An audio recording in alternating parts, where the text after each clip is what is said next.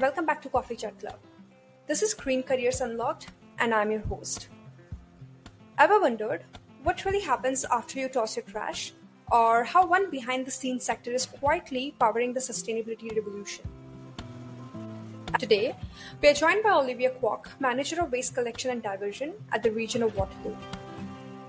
In this episode, we will be diving into the fascinating world of waste management, a field full of unexpected challenges, cutting-edge tech, and career paths you probably didn't even know existed.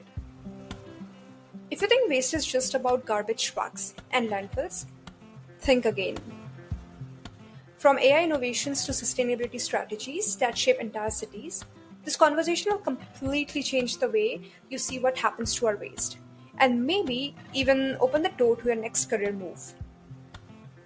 So grab a coffee, get comfortable, and join us as we unpack the surprising, untold story of waste management, and maybe even help you find your next big career move. This is Coffee Chat Club, Green Career Series, and this is episode 5.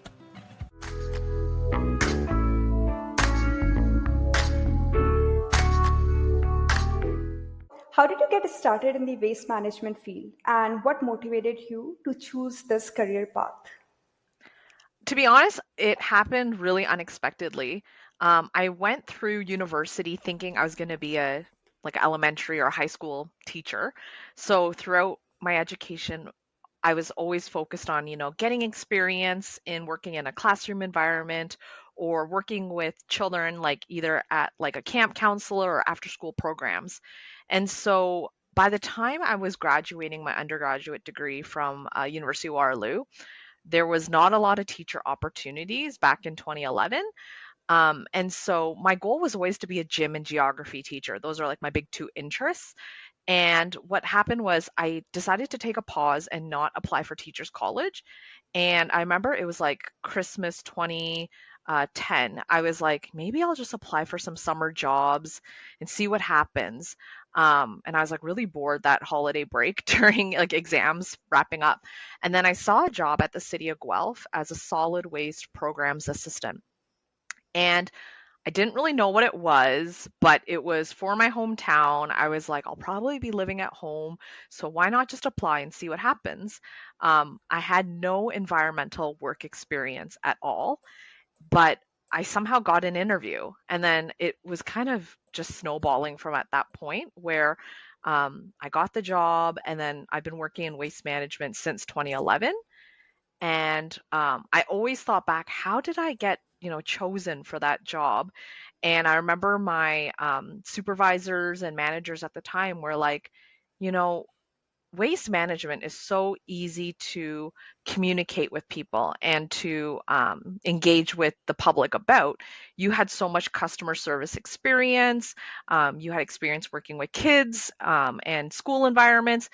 Waste management is all about educating the public and educating the residents to participate in the programs. So what I didn't realize is that I had a lot of the skills that they were looking for, but not directly in waste. So it worked out really well that I could combine my interest in wanting to be a teacher, but then transferring it to a local government environment. Can you tell us about your current role in waste management at the region of Waterloo? So currently, I'm the manager of waste collection and diversion at the region of Waterloo. My role oversees kind of three teams. The first team is the contracts and service group. They oversee the delivery of curbside waste collection with our contractors, and they do a lot of customer service. They follow up with residents about, their collection, what happened, why didn't something get picked up. I also oversee the projects and policy team. They're the folks that do education and outreach.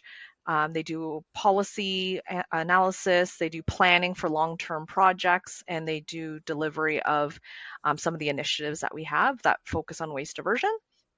And then the last group that I oversee is the performance and administration team. And what they do is a lot of focus on administrative work like finance, office management, helping folks onboard and getting our team all ready and organized. So as the manager of the team, I oversee the three groups. But in the end, it's all about collecting waste, educating the public, and making sure all of our services run smoothly. I'm glad you get to do the education part in here because it's really important. And also, this is something you always loved. So that's really good.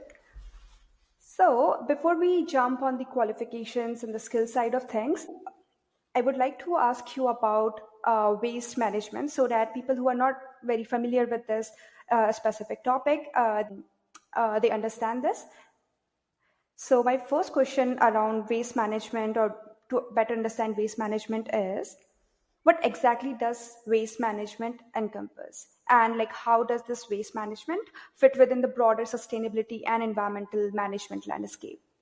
So, waste management, I think, is something that almost everybody should be able to relate to, because whether you're at home, school, at work, or out, in the community, somehow you may generate some sort of garbage or waste.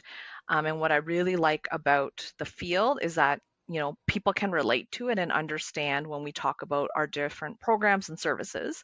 So with waste management, most of the time people just think about you set it out at the curb and it disappears. Like a truck will come by and it'll go away.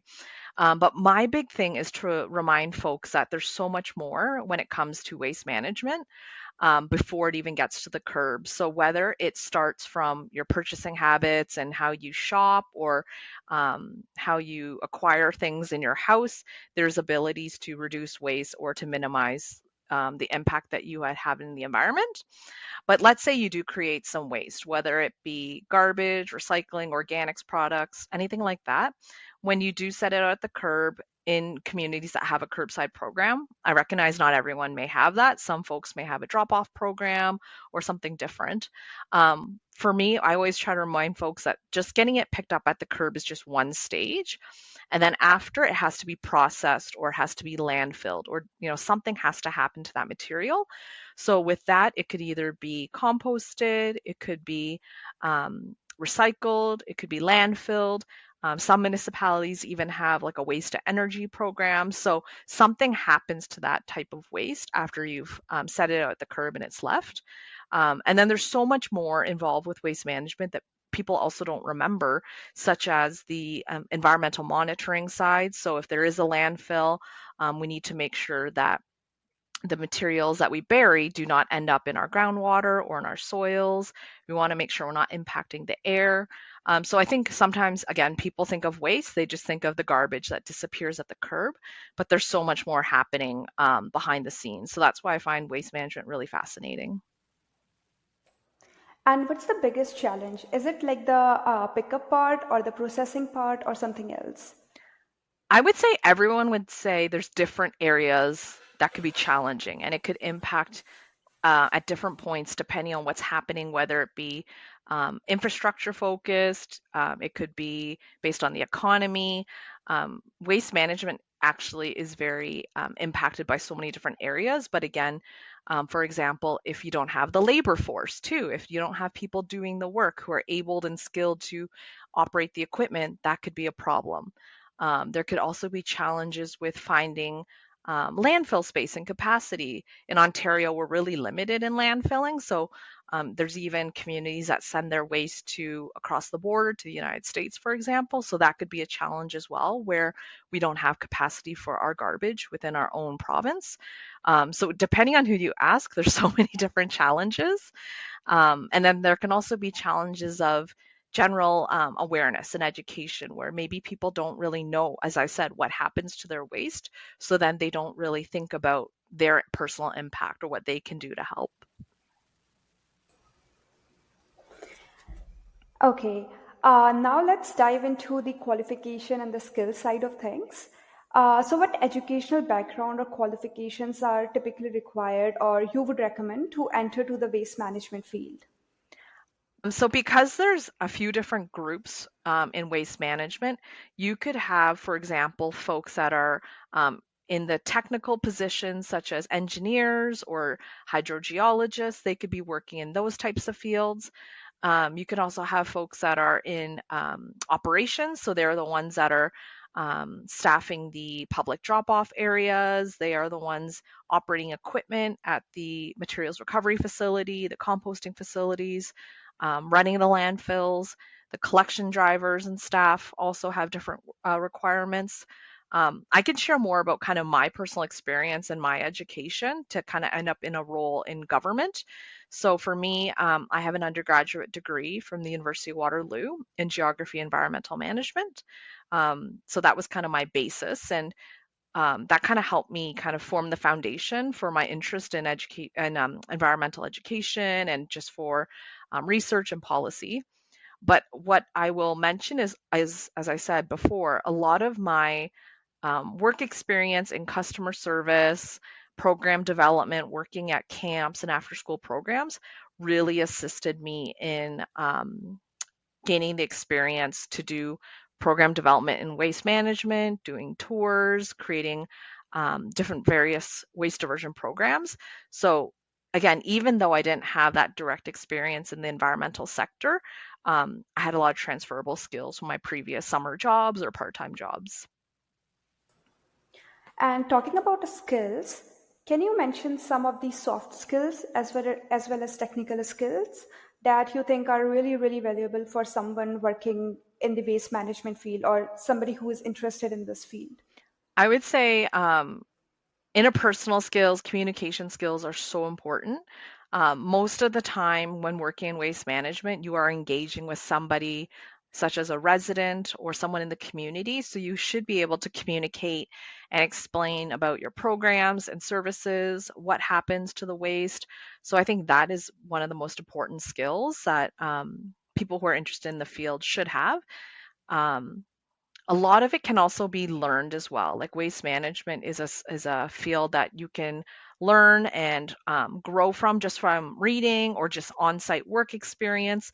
A lot of the skills that you would learn, you would it's best to see it in action. Sometimes when you read about it or you watch a YouTube video, it's nice to know, but until you get your feet, on the job site or, getting your boots dirty, that's how you learn a lot. Some of the technical skills that may be helpful depending on the jobs could be conducting research. A lot of the work that we do in municipalities are conducting best management practices. So, reaching out to other municipalities to learn about their programs, what has worked for them, what were some challenges, how do you learn from them, and being able to put that information into like a report to help communicate kind of recommendations for your community. What could you do? Other technical skills would be helpful would be like environmental monitoring if you wanted to do more of a field-based position. So if you wanted to conduct groundwater sampling, you want to do soil testings, um, do odor controls, those are really handy skills that folks that want to work in the field could have, or if they're in an engineering position. Other technical skills include GIS, databases, managing information. So, with our field, especially on my team, for example, we provide waste collection services to almost 170,000 households. So, every single property has some sort of information associated with it, whether it be an address, their collection guidelines, what are they allowed to set out. There's a lot of data there, and we always want to track customer service calls, things like that. So having skills within managing data and managing GIS is really helpful as well. Not everybody has to have these skills in order to succeed in a waste position, but it's just some of the highlights that would be helpful if you're getting started.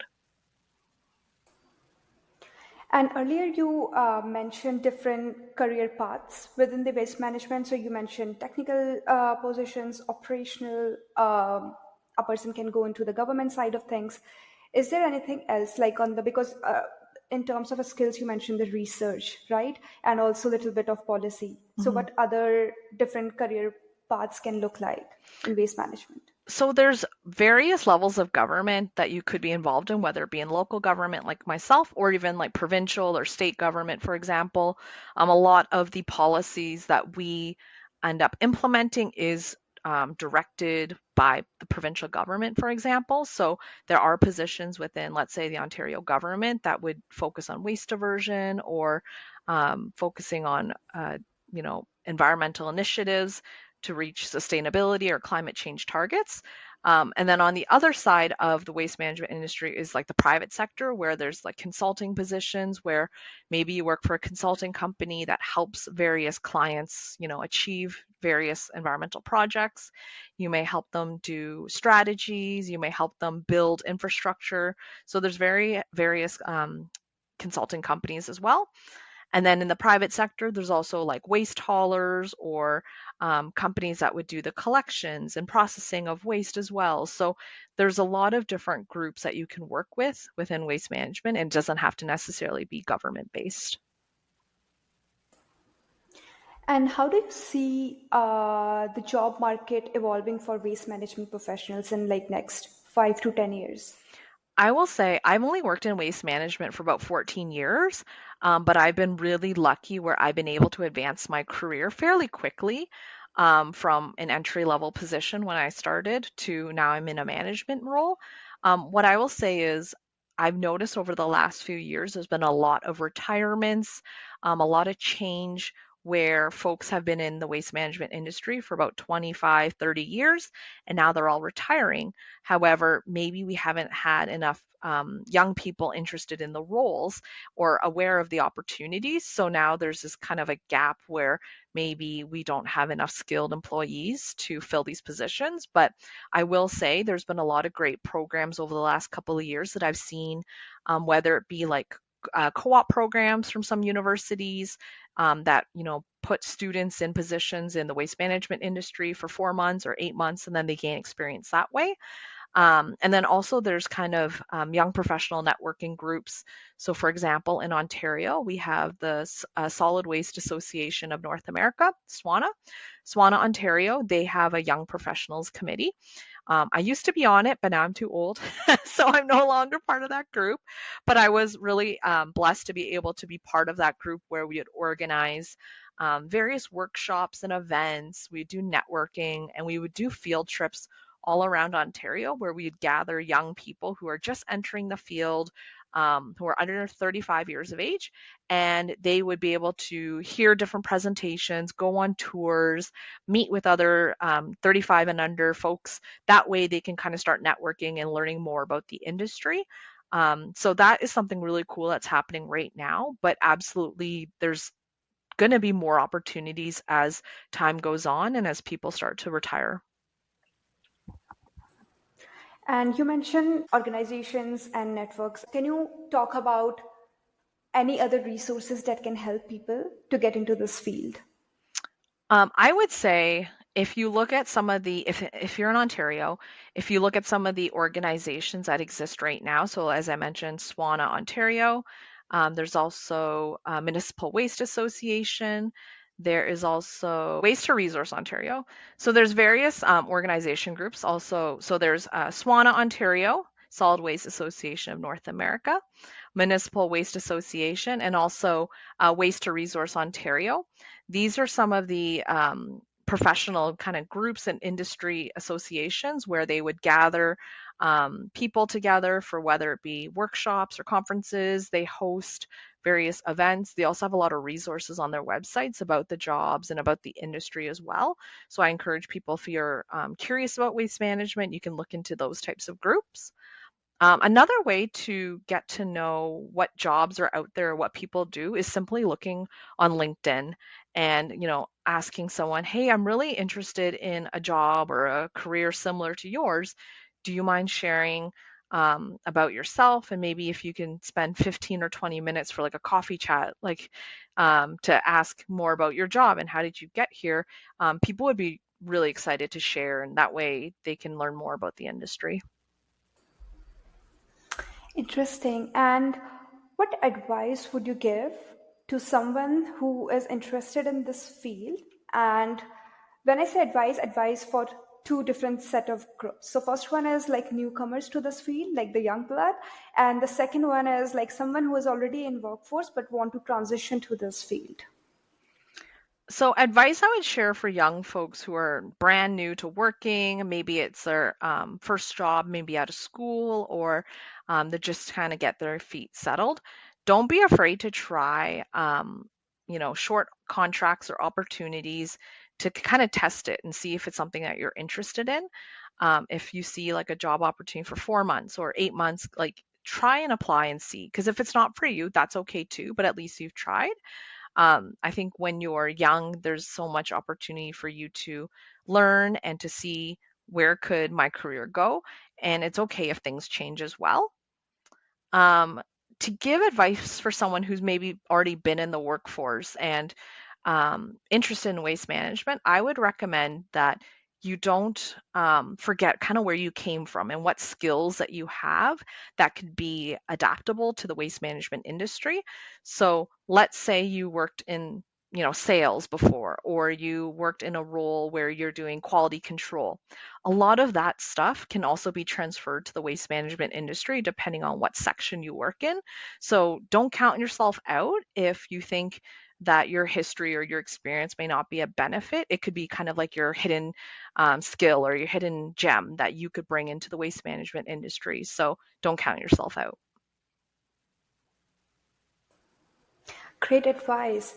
And no talk is complete without talking about AI, I guess. At least these days, like AI is, I feel like, has become essential part of our life. So, as we all know, AI is transforming so many sectors. Do you also see AI playing a role in the waste management side?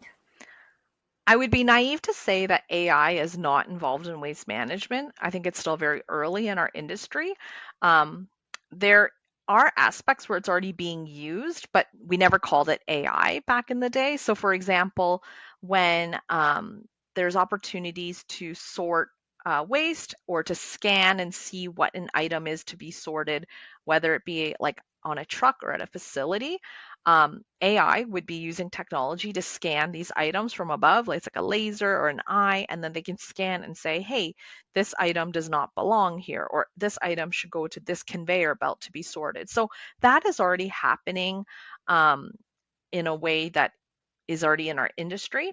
However, there may be opportunities to kind of take it up to the next level. So instead of just finding out, okay, what item does not belong in the organics, the compost cart, for example, when they scan it with AI, beyond just saying this doesn't belong, what can they do? So they could maybe scan the cart and say, hey, this was the wrong item, take a photo, and then maybe they could send an email to the resident to let them know, hey, you sorted something wrong today.